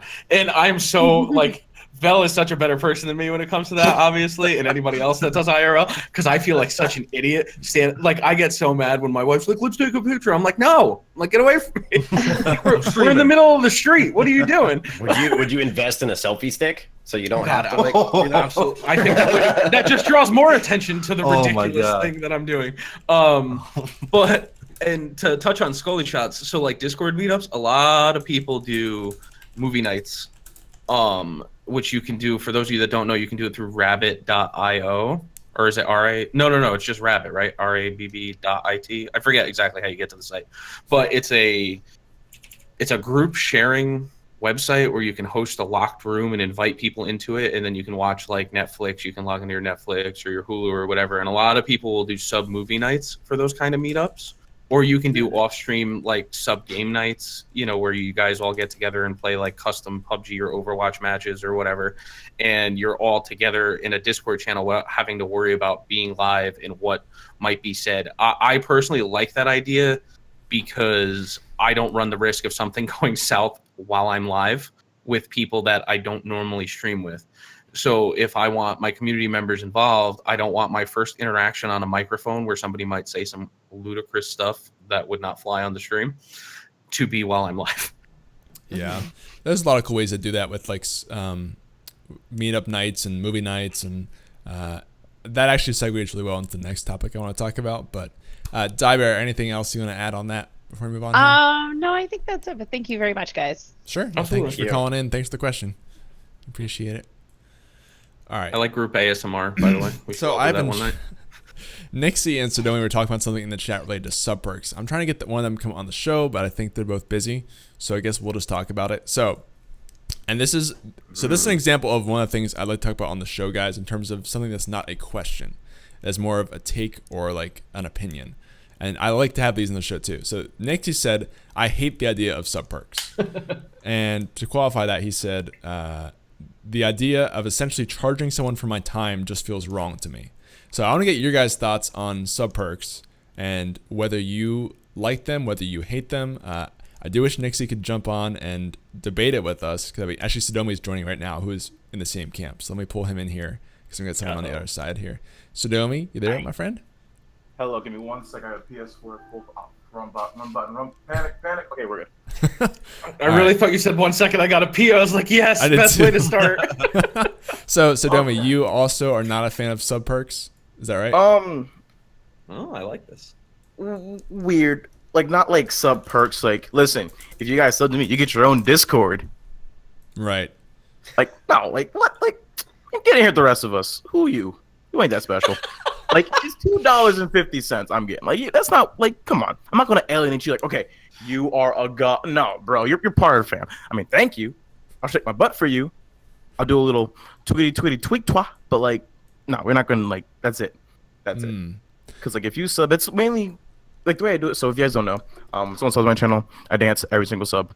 Unless they don't want it, which I feel offended for, but, whatever. We'll just ignore that. They will... I'll be like, listen, it's something for everybody, because if someone wants to like sub to me, okay, or donate to me, everybody gets to like enjoy that, because I get to enjoy it. It makes me put out better content, and then it's like the cycle. It's better that way versus like, oh man, I got a sub or else I can't join the Discord. Like no, like if you, because then it kind of makes me feel like if I'm that person, that like I think I'm higher up, and the only way you can really like talk to me is through like a sub paid Discord to pay me to talk to me. Like, no, if you want to talk to me, my DMs are open, Twitter's open, everything's open. Like, hit me up. Sure. Can that not coexist in the sub only Discord mode though? Like, maybe you have a sub Discord, but then you also take messages on Discord outside of the actual server or Twitter or Instagram, but still have a sub only Discord. What do you think of that kind of path there. I think the best way to put it would be it's like map DLC for like shooters. Like you split the base like right there. Because I mean, yeah, you still hit me up on PM's Discord, but there's like a sub Discord. People use only the sub Discord. Some people use like the non-sub Discord. And at that point, like, let's be honest, I'm not that big enough. That's like 8 people active in this Discord and then 2 people active in that Discord. I'd rather just have 10 people on one Discord. Interesting. I want to get the thoughts of you guys for the guests on the show here. So, anyone of you guys feel passionately about this that you want to speak up first? By the way, I wasn't attacking you, Green. I love you. No, you're good. I like this. Green, how dare you? Azumatt, go ahead. You can start.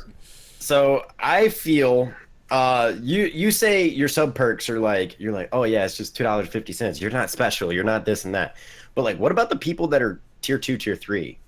Like, yeah, it's $5, and yeah, it's $13.50 or whatever, or $12.50 if I can do math. But I'm saying like I'm still probably messed up the math. I don't care. But anyway, I'm just saying like, what about the people who do that? Like, so if you're gonna, only dance and shake your butt for the $2.50, like, what about the $5 one? What about the one that, or not the $5 one, the profit of $5? What about the people that are doing that? Like, how are you differentiating between your tiers if you're gonna downplay it to a simple butt shake or a simple like, hey, this and that? Because like that is supporting you. Like as a partner, the more subs you have, the more emotes you can spam, the more like benefits in general that the channel gets. So my thing is that sub is important. It is, in my opinion, a very big way of giving back. It's like you are supporting the channel for not only potential emotes and future growth and all this stuff, because that is not only revenue, but just it's something that can differentiate a dedicated follower versus someone who's new or versus someone who might not be able to do it. But the ones that are paying you, like you are a service, for lack of better words. You are a person, sure, but what you are doing is you are providing content for them to ingest. And if a YouTuber can put up a YouTube video and they get paid by how many people actually click that little subscribe button, then you should get paid by how many people click your subscribe button. Personal opinion. But the sub-only Discord thing, I definitely agree that that's something that's, in my opinion, a little weird. Only because you can set up sub-only categories in like a Discord. So like you can still have your DMs wide open and you can talk to me and you can do this, but you can lock specific channels that only subscribers can see. So that's the same thing as a sub-only Discord, except for you're not blocking out the entire thing. But that's the way I feel about it. Like if you have any kind of retort, please, I would passionately speak to you about this. All right. So one thing I would do with the 24.99 thing and 90 thing, what I would personally do, I'll tell you, listen, thank you, but if you're subbing that for more than 1 month, don't do that. Drop to $4.99. If you really want to, just give somebody else a sub. So I actually like that theory on that. I sorry, I didn't mean to laugh in the middle of your thing, but Green's face. I love Green. Snoop, did you want to say something on that, or just laugh? Yeah, I mean, I'm kind of on the Sodomy road with it in a little bit of a different aspect though. Though I really like that idea. That's really cool. So you talk about differentiating tier 2, tier 3, and tier 1 subs. My thing with it, a lot of it is outside of, I have separate alerts for each tier, obviously, and stuff like that. But my sub perks, quote unquote, really only consist of me wearing a mask for a half hour for new subs. And there is a sub channel in my Discord that doesn't get used because everybody wants to be part of the community. So I'm not on the train of alienating anybody in my community, regardless if they can sub or not. And I make it very, very, very clear that I appreciate your time, and your time is your most precious commodity you can give me. So if you want to sub and support the channel, I let you know right away that sub or those bits or those donations are going to go back to the content for everyone in the community. And if you want to drop a tier 3 sub, hit it.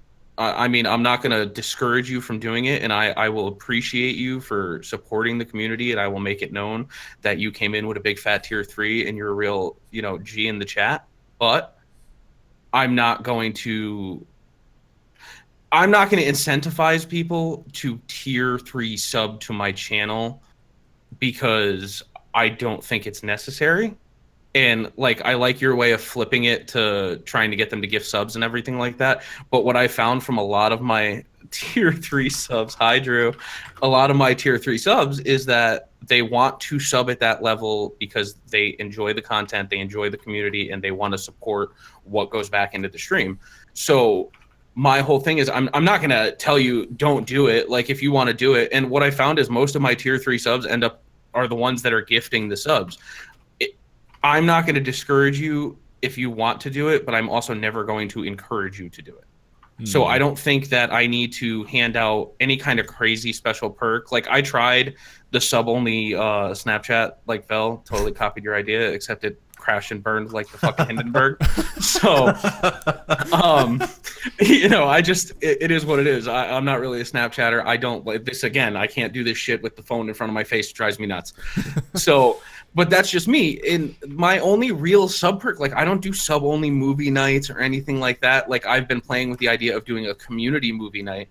I push community. I never expect anybody to support me. I don't expect anybody to watch me. I tell them all the time. People apologize to me all the time. Oh, I missed your stream. I'm so sorry. Don't ever apologize to me for having a life and having to do something other than watch my fat idiot ass in front of a camera for a few hours. Seriously, though, it's just you want to support that, and I'm so appreciative and I'm blown away by it on a regular basis. But you're subbing anywhere from, like you said, if you want to talk about on my end, that 250 or the 1250 coming into my stream, it's all going back to the community itself. So I tell people all the time, you sub at that tier, you're supporting the community. You're not supporting just me, because I don't use my Twitch money for anything else other than the community. And that's it. It's going back into this month, we're going to do a streaming PC so that I stop getting stuttery content on certain games. And that's all community money from subs and bits and that kind of stuff. It's anytime it's community money, it gets rerouted right back into the stream. Interesting. Yeah. And no, I completely agree that it is supporting the community and not necessarily supporting just me. But that is a thing that I think that the person hitting that button, I'm not going to encourage you to sub, but I'm going to say, hey, these are the benefits when you do it, if you choose to do it. So I more encourage following if you like the content, or coming back and actually supporting as a viewer, not necessarily as a sub. But I do differentiate from them being a regular member, because they are supporting, they're choosing, when they click the sub button, they're choosing to support the community, not me directly, because a donation is more or less me directly, but I'm still going to use that money to go back into the community. Mm-hmm. So everybody's like, hey, take 10% for taxes and do all this. Personally, I don't do that, and I probably am messing up my entire life with that. I take 99%. I will literally take 99% of almost every ounce of earnings, because I don't make that much. And I put it all back into stream, everything, giveaway, everything. I give it back to them. Mm-hmm. So the people that choose to do the subs, I give you benefits that not only benefit you, but benefit the whole community. So that's why I'm on the side of sub perks, because they chose to support the community on a different level. Mm-hmm. And they chose to get the emote and chose to do all that. I want to give them some kind of perk back. It's not necessarily that you're paying me to do it. It's more I want to give back to you for being that generous. Yeah. I mean, I think Drew Linsky touched on it perfectly, in my opinion. He said it. You shouldn't expect something for supporting something we do completely for free. I do this for free. I have done this for free from the very beginning. So if you want to support it, then I'm beyond grateful, and I'm so happy that I get to do this every day, and that it has been successful for me, and that I'm able to push more and more content and better content for the entire community. And a lot of the people in my community, a lot of my subs will tell you that, they know that it's all about the community. I say it all the time. Anytime I talk about my stream, I never talk about my success. I talk about my community's success, because I say it all the time. I'm a fat guy behind a microphone on a camera. Nothing more than that. And I play video games very poorly. So it's not like you're getting pro level gameplay. So my sub perks, like I tell them all the time, I will spend money on emotes. I will spend money on sub badges and those kind of sub perks that every sub on Twitch gets. But I'm never going to, I don't like the exclusivity of paywalls. Essentially, so like Sodomi hit the nail on the head. It's the map DLC on Battlefield. Me and Vel both have Battlefield, and Vel has the map pack, and I don't. And Vel wants to play X map. Now we can't play together because I'm not willing to do the paywall where somebody else is. And I think it's kind of the same thing with like a sub movie night or certain aspects. In Green, I mean, again, it's a personal preference too because. I think the sub-only Discord is a great way to generate some traction on a lot of things. So it's a huge preference thing, Sure. and this is why it's such a great topic because it's such a back and forth. I'm trying to get like each of you to bring out your preferences and think about why you do that though. I don't hear from Vel because he hasn't talked yet about where you fall on this spectrum. So I totally agree with Snoop on tier 2 and tier 3 and Azumatt obviously. You shouldn't do like I don't do perks for tier 2 and tier 3. It's the same as tier 1. If you want to support me that much more, thank you so much. It's going to the same cause of like trying to better my stream and better this community, just like Snoop was saying. I do the only like real sub perk that I've ever done is Snapchat, and that's just an extra thing outside of Twitch that I decided to do, just to get like for the people who were subbed, just to give them something to as like a, I don't know. Just an extra benefit. Since they're deciding to give me a little bit of money, I figured I'll give you Snapchat. We can Snapchat, we can talk outside of stream. But definitely don't agree with paywalls like you guys were saying. Definitely don't agree with that. But I want to keep it short. I know we're running out of time. No, yeah, you're fine. Yeah. I quickly hear from Sodomi more time here, then I'll talk about like where I fell on all this too. Okay. So Sodomi, anything else you want to bring up? And specifically, I'm curious. Do you have any sub perks at all for people who sub to your channel? At first, I was thinking of having, my Rocket League as like a sub perk. Like, you participate in the league, you have to be subbed. But then it wasn't worth the backlash, and I was like, you know what? We're just gonna not have a dance. We'll have some fun. I'll say thank you. I might cry, and that's pretty much it, honestly. Because, like I said, I don't like paywalls. Because like I know for a fact, like if I was at a point, like I've been points in my life where I've been like, yo, dinner is sleep. So, so like I don't want to give somebody who like wants to watch something online for like free. Like I don't want to be like, okay, now $4.99 you can join this exclusive club. Like I still I still want to do that. I still want to do that. So I think the dance is like, because also it's kind of like a thing for my personality. Like I just get so excited, even with my relations. I know it maybe kind of came off like I was like, it's just money. I don't care. I'm rich. No. That's not the case at all. It maybe came off as not as all. No, like I am thankful. I'm grateful. I love it. Shoot. So like, as you guys know, I'm very excitable. So like, it's kind of a way to help me keep myself focused on stream and not go like. So gotcha. that's how I keep it. So this topic comes up a lot, and I was actually just talking about it with Susie today. Basically, so I, first of all, qualify this like this is a preference thing. There's not a right or wrong, really.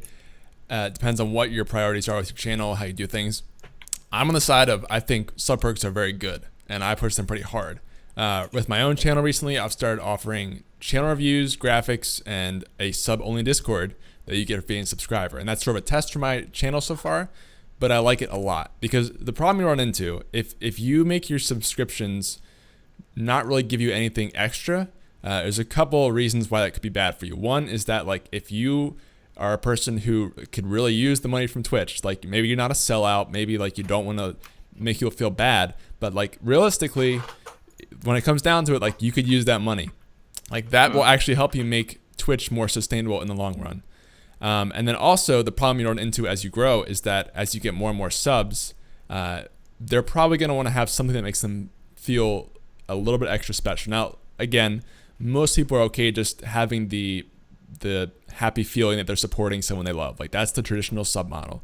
But if you give someone something extra to get from subscribing, now it's more of like you're buying something with that sub instead of just like donating. It's more of like an exchange for something. So that's kind of how I see it.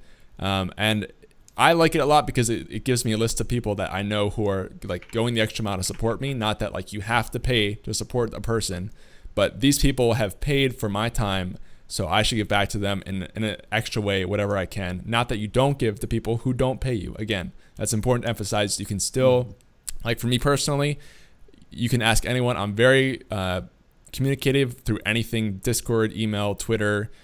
Even if you're not a sub, I will like DM you, whisper you, whatever. The Discord is exclusively made for people who sub, who like want that extra bit of access to me. So hopefully that makes sense. That's where I fall on it. I'm a really big fan of it because I really believe, like, we get this question so much, is what can my sub perks be? Like, how can I make subscribers feel like they're getting something special? How can I make it worthwhile being a sub? And yes, like technically you paywall people by giving them, you know, if you can only access my Discord if you're a sub. That can feel kind of bad to people who can't sub, or like, yeah, you'll get a paywall. But at the same time, if you make everything free, then people who sub don't really get any added benefit to everything. And like for some people, that's okay. For some people, they want to give something extra to people. So you have to make a choice whether you want to have a paywall or not. And to go along with that, whether you want to give people extra stuff or not. And hopefully that makes sense, everyone. Now, one thing I want to like jump in with is so what you're pretty much saying is not be a perk, but more of like selling a service. Yes, exactly. Like having more of a business mindset with your channel. Yeah, because I feel like that's a bit different than like sub perks in the way. Because then it's like, okay, if I pay this, I get this. It's paying it through Twitch instead of like PayPal or like an online marketplace. In that case, that's I think is a whole different like venture for that. But that's a whole different topic altogether. I think it's more of like a mindset. Yeah. Because I think anyone can kind of see their channel as a business if they want to. Like, not, I mean, it's still Twitch. You don't have to see yourself as like the businessman going to stream every day. Like, you can still have fun on your channel, but still offer something as like a service to go along with that for subbing. So that's kind of how I see it. And I love having topics like this, by the way. Just like we debate back and forth. There's not a clear right, wrong answer. I definitely like the idea of some of that stuff. Like, you know, like Sodomi said, you're kind of pushing a service at this point, and I guess it's kind of the same thing. My whole thing is like, I don't know. I pull ideas from everything off Twitch, you know, a whole bunch of different channels. And I watch a lot of the, you know, like Tim the Tapman. I always go back to Tim just because I love Tim. But what do you really get when you sub to Tim? And grant you, he's huge. But what do you get? You get emotes. I grant you get 1,000 emotes in comparison to, you know, which whatever. And that has always been my argument for wanting partner, is that if I have partner, I can give more. You know, I'm at the point I think where I can have 11 or 12 emotes because it holds your highest sub points no matter when it was, regardless from affiliate on. But I want to be able to give back in that aspect. So when you sub for $5, you get 11 emotes instead of just one, you know, that kind of stuff. But you look at like a Tim the Tapman or a Summit 1G or, you know, even a Kefri, just because somebody brought it up before.